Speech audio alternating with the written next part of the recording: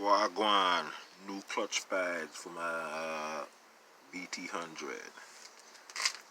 The real deal's BT100, not the fake one with hooking up with two bolts to bolt to the frame.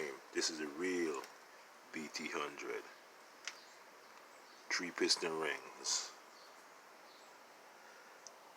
Check it, 4 bolts. Gatling gun. The only BT100 to have one in the planet, on the whole world, the universe, space. Yeah, man. CDI. You know, match the color of this, but it's alright though. These are pants I had in there first. I could have go one more month with these, yeah.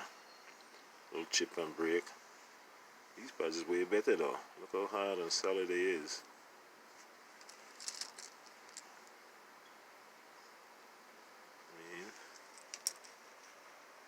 Oh yeah, and I drill holes in the plate